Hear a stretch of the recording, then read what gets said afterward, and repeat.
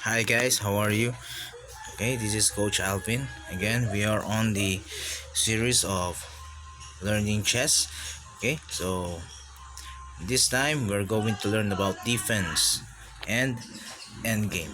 Okay, so my opponent is Osgib, 2300, 2340 ratings to be exact. This was played yesterday, June 2, 2020 in the Checkmate Coronavirus Rapid Arena at 2 p.m. Philippine time.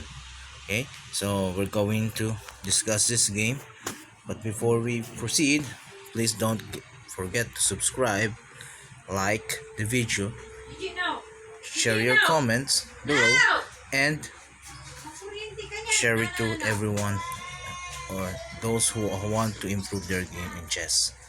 Okay, so this video is intended for ratings 2000 rate for 2000s and below. Okay, so let's get started. And also follow Yalvin Yen YouTube channel. Okay, so let's start. So we start with the game e4, e6. I use the French defense because I believe this was a strong opening against strong players. Okay, Ozgiv is a tactical player, so we have to be careful for every plan that we do. Okay, so d4, d5. So e5 advanced variation. We have the advanced variation. Okay, so what I played is c5. Okay, we are putting pressure on the d pawn.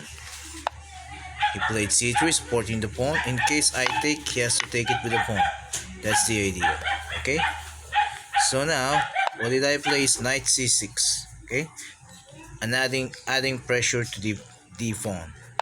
Then we have knight f3, queen b6. This is the mostly played in this kind of position, the queen b6. She takes. This was a surprise for me. Okay, usually what they do is bishop d3 or sometimes a3. Okay, so we have those kinds of move. But then here he played d takes c5. Okay, so we have to develop the piece. We don't want to take it with the queen. We're moving the same piece twice, so we have to take it with the bishop. And of course, attacking the f2 pawn.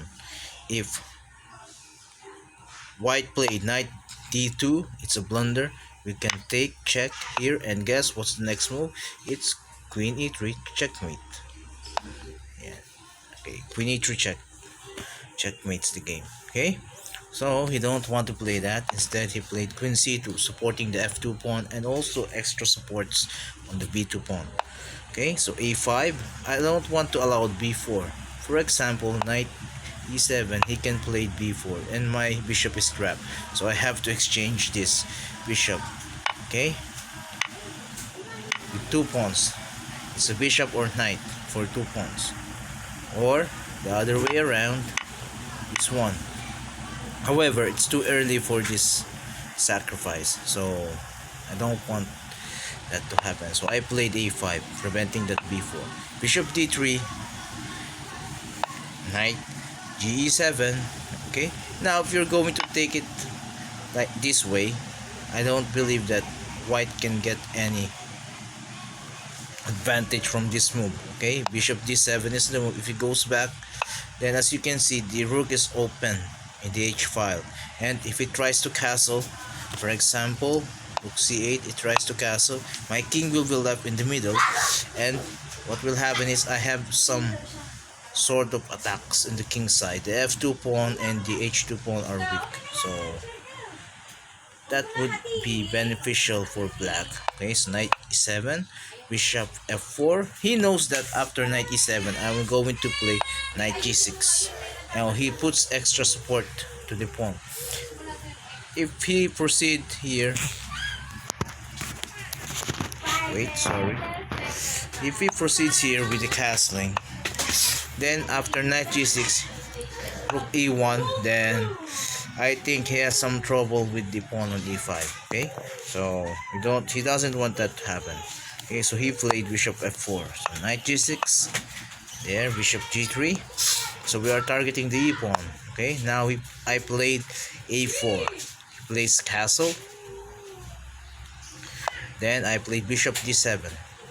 Okay, so I'm completing my development. Okay, and I'm not on hurry to castle because I believe that after bishop takes knight, pawn takes g6, then my rook is active. Okay, so for example, here in this variation, I can eliminate the bishop on g3. The h2 will become somehow weak. Okay, then the f2 will somehow be weak. Then this position is somehow good for black. So instead, he played knight bd2, completing the development. One of the mistakes in the beginners play or early amateurs game are neglection of development. So we have to develop our piece as much as possible. Okay, so here the Osgib is somehow international master caliber or FIDE master caliber, but I do believe he's between IM or GM grandmaster caliber. Okay, so I castled now. So h4. Now this difficult push of h4 is borrowed from the idea of the King's Indian attack. Okay, this is inspired by the King's Indian attack. Okay, the pawn will be pushed. It will push on h5. Then instead of the bishop on g2, it's now on the d3 square. Okay, so he wants to pressure the g6 and the h7. So what are we going to do now? Okay, so what I did is rook c8, vacating the f8 square for the knight f8, so I can protect the h7.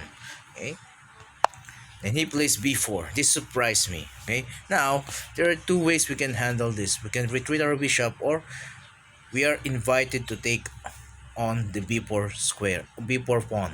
Okay, for example, I can take with bishop takes, oh sorry, takes, knight takes pawn. Now the queen will go there on the b1. Okay, protecting the bishop. I just move queen to a5, then I can take the bishop right away. Okay, but queen b1 and queen b2 has no significant in the defense because it spins the queen and the knight. Okay, so what will happen here is that this position is not that good for black. Okay, although we sacrifice a piece, a minor piece for two pawns, but then I don't believe that black can still have a good compensation here because whites already has an ongoing attack on the king's side. Okay, so this position is somehow white is slightly better. Okay, so this is too early. Okay, in short, too early for a sacrifice. So now I have to decide. What I did is I moved the bishop back on e7.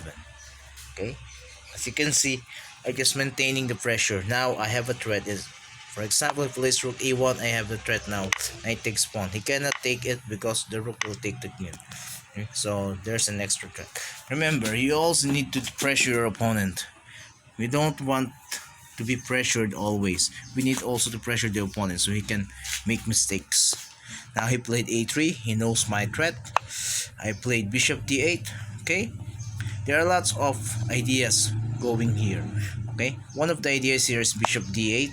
Okay, let's say rook c1, queen a7, rook e1, and bishop b6. This is the idea. If you play c5 and I play knight to d4.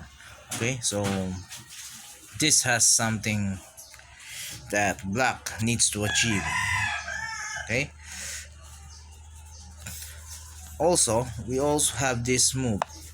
Okay, he plays rook c1, knight e7. The idea is now the knight will go on f5. He plays rook e1. Now we are going to trade on the bishop.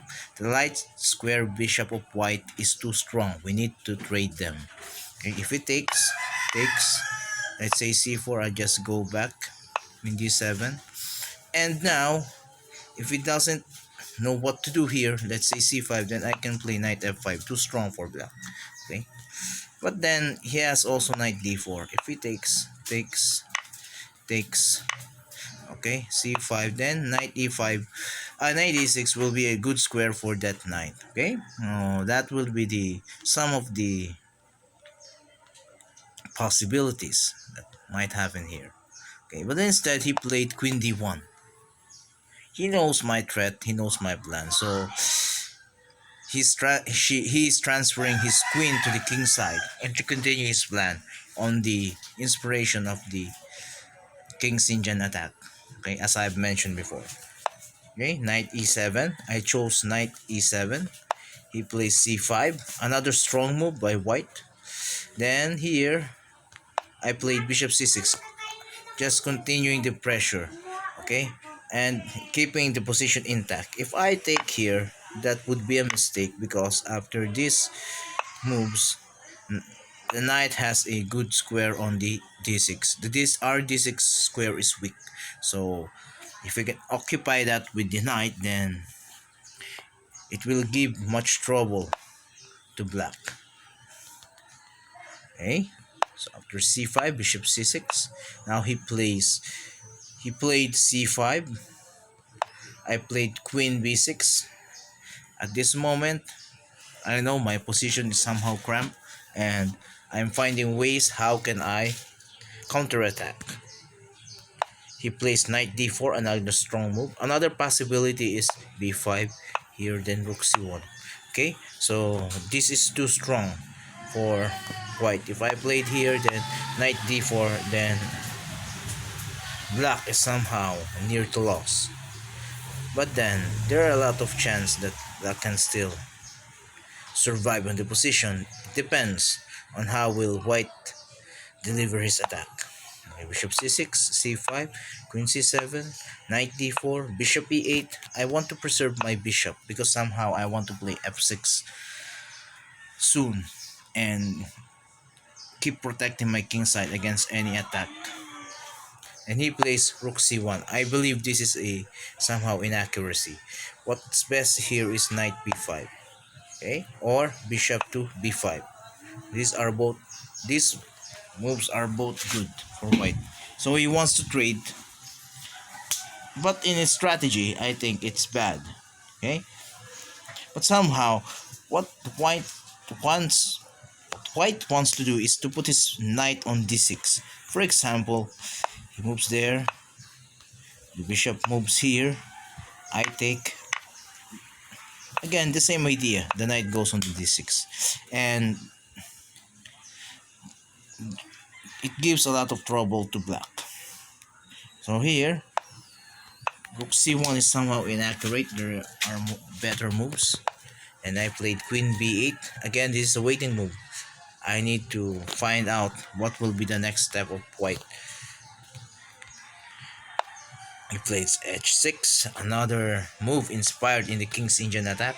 Of course, g takes h6 won't give us any benefit because our king side is somehow weak. It weakens h6 square, the f6 square, and it gives an open file to white. So we don't want to help our opponent. So I play g6, queen e2, start to prepare an attack. Okay, so it's reconnecting the rooks. But I think queen g4 is much better in this kind of position because it pins the pawn and it gives some trouble to black. However, continue queen e2, knight f5. Now I'm challenging the bishop and knight to exchange one knight on the f5 square. And I'm also threatening the h6 square. For example, knight d2 is played, maintaining the knight on d4. I can take the pawn. So that's my threat. Okay, so what did he do? Okay, there are two choices, bishop takes or knight takes. White played here is bishop takes knight. Okay, pawn takes knight, pawn takes bishop, sorry. Then he plays knight f5. Okay, knight f5. So he sacrifices knight. Is this correct, or intuitively white is just want to start an attack, open the king side, the black's king side? So what do you think? What is his idea in mind? Okay, the idea is after this move, then he has e6. Okay, so that's the point of the combination. Okay, so this is somehow we call mini combination. Okay, now he has to discover the attack. The bishop is attacking the queen. Okay, if I will go now queen a7 for instance, then he can play e7, forking my knight and bishop. Again, the queen is there if I take, so there's no good here because the queen is too active. Okay, one thing that might happen here is after bishop b5, rook goes there, rook e8, then queen on f6. This is too strong. If I move it with the knight protecting my g7, he just takes, then checkmate will follow. Okay, so that is the inspired idea of the king's Indian attack. Okay, so you want to wreck the king's side, you want to destroy it, then go to the weaknesses. The h6 is too strong. Okay, so that's the whole idea of white. Okay, but here I got some move. Okay, instead of queen a7, I found bishop c7.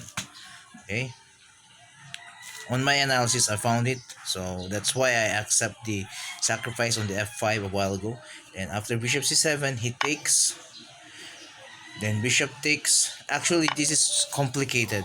Okay, this is quite complicated in this position, so white also needs to decide. Remember, if you're playing with a high rated player, especially if you have a background with this player, then you need to decide how you can go against his plans. Okay, the way he plays, the way he executes things. Okay, days before, I think 8 tournaments ago, on the same with the same name of the Checkmate Coronavirus Private Arena, we already paired, and I lost in the end game. And I found that his inaccuracy in calculating, okay, variation. But then I lost on that game. Okay, I got a 3 pass pawn. He has a rook. Then his rook is somehow misplaced. But then I did not play it very well, that position. So I got lost. Now using that idea, that against that on that match, then here I was able to apply it on this position. That's why I put him into some complications. Okay, here he needs to choose moves. Okay, if we're going to take the bishop, or we're going to take my pawn, or going to take, or we're going to push on e7, so he needs to choose. Okay, so this is somehow complicated. But then he takes it with the pawn, bishop f7. The point is, the opponent must decide, okay, on a certain point, that where he can get caught. Okay, you need to caught him. Okay, what do I mean? So he needs to decide. There are 4 moves, there are 3 moves available, then he needs to decide which line will he go. Okay, which one is the best. Okay, and in this kind of time control, 15 minutes with no increment, it's very hard to analyze those lines. So the chance of making mistake upon selecting the moves is high. Okay, so that's why here, after bishop f7, somehow my position is defended. Okay, but then I'm being extra careful with how will things goes, because I know this is he is a tactical player. So he plays knight f3. Okay, I was surprised. Bishop takes, pawn takes. Okay, queen b2. So I'm expecting pawn takes, but he has queen b2. Okay, so attacking my g7. Okay, so if I will return the bishop, then he will checkmate me. Before we go there, okay,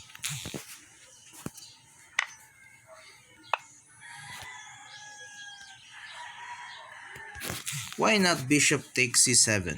Okay, why not takes bishop takes c7? Okay, I believe after queen c7 and knight f3, the rook will go on e8. Okay, yes, the king side is strong, and but at least the only piece active is the queen. Okay, and on the attack on the g7 is defendable by, let's say, b2, vendable by bishop g6 or knight e6. Okay, so I think his idea here is to open file, to create an open file. Now f3 here, there, here, and pawn takes. Of course, queen takes. Now the rook on f1 is active. I think that is his idea. That's why he make an intermediate move. Okay, we call that intermediate move. Okay, so let's say here again, I repeat, queen b2. That's an intermediate move. Before he takes on bishop, he he's attacking a square, the g7. He wants to put the queen there. Okay, so if you're not careful, you retreat the bishop, then you're going to checkmate you. Okay, so that's okay. Going forward, he plays knight e5. So he's attacking my f5. The knight is attacking f7, so it's quite dangerous now. Okay, if I will allow that. Okay, for instance, after rook e8, a blunder here, there, check. Then I move back. Then after rook cf1, I think I'm in danger. Somehow, I'm in danger. Okay, um, not really in danger, but then he has the activities on the white side. Okay, so we don't want that to happen. We want our opponent to play very bad. Okay, so what I did is I play f4. Okay, blocking the rook. Okay, protecting the pawn so that the rook will not be activated. Of course, there are rook f3, and I'm expecting that also. Okay, so rook. So he developed the rook on the open file, of course. Now I played rook f8. Now he plays knight to d7. Okay, then here is what is his threat. Always remember what is his threat. If I will not be careful here, I think his threat will be this check.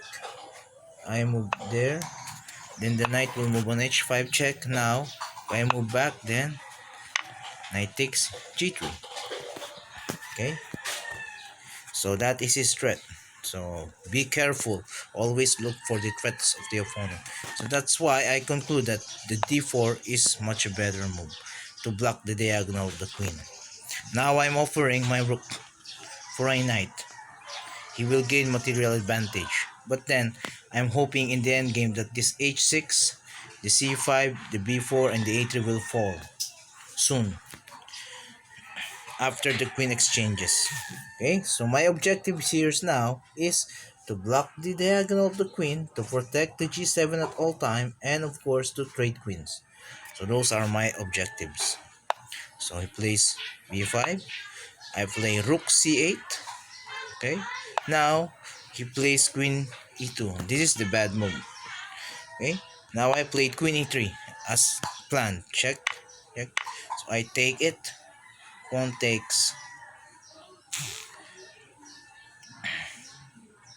Pawn takes e3. Okay, you could also do this with f takes e3, but somehow I don't like the idea that the other rook is open. Okay, so that's why I take it with the other pawn. And now he takes my rook. I take it with the king. He plays g3 as expected. So he wants to disconnect these two pawns. I take, takes, then rook takes, then king to e7. Now he plays c6. The pawn will drop eventually. And then rook takes. Then he takes the g3 pawn. Then rook b6. My plan is, for example, he plays like this. Then I'll go to b3. Okay. So I want to trade rooks and get a pass pawn as much as possible. Okay, so he doesn't allow me to do that. So he plays rook on g4, attacking that a4 pawn. I need to defend it. Bishop e8. He plays rook e1, so he wants to pin me. Rook b4. Okay, so I'm offering my pawn. If he takes, what are we going to do? It's discovered attack. Check. And after moving king, then bishop takes rook. Okay, so that's the idea. Rook g7. I saw this move. Okay, rook g7. I'm offering his move. So he'll be able to take on h7, having a pass pawn. But what's the point? After rook takes pawn on h7, then his rook is somehow displaced. The activity of the two rooks is not that strong.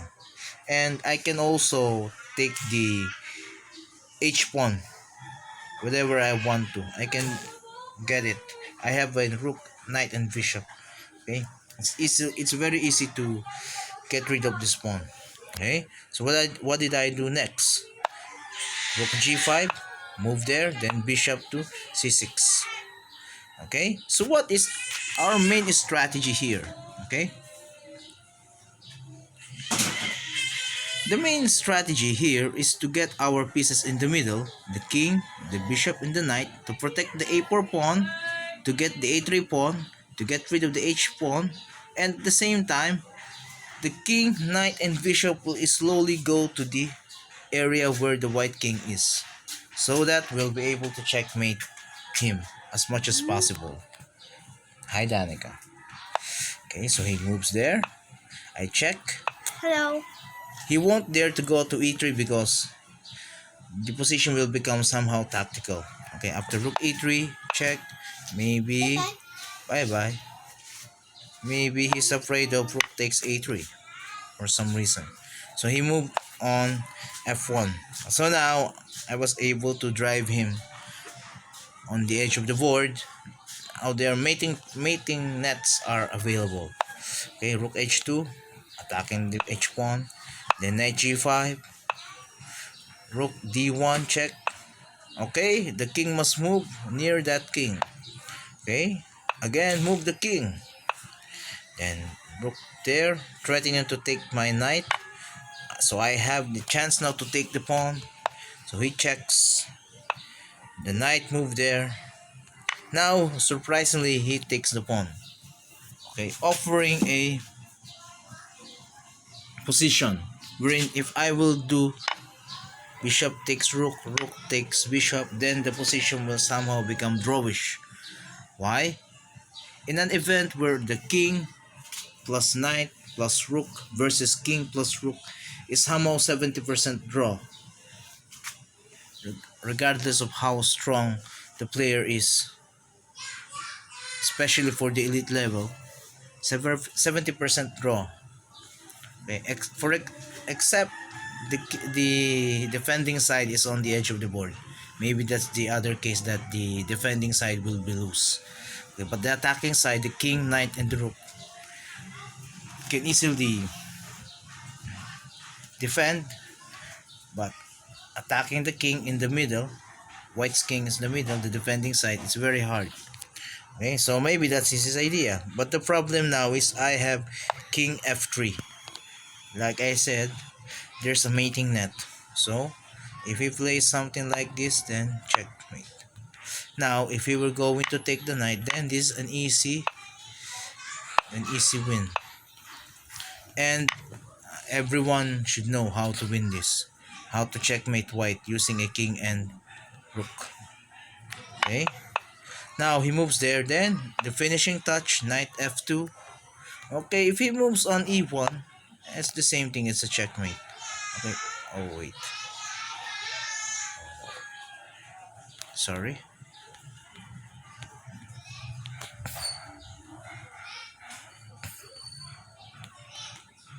Let's go back. Knight f2. If he moves then e1, it's the same thing. It's a checkmate like that. Okay.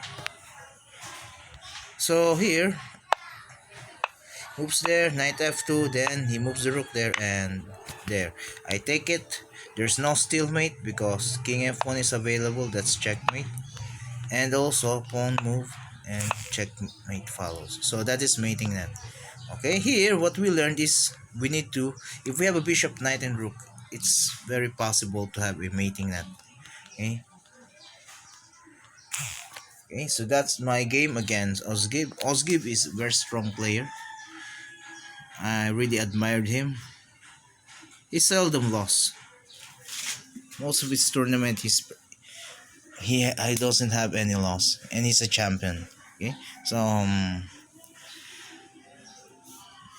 my win against him is very really inspires me. Okay, thank you for your attention. I hope you learned from this video, and don't forget to subscribe and like and hit the bell button. Yalbin yan, and watch my future videos. Thank you.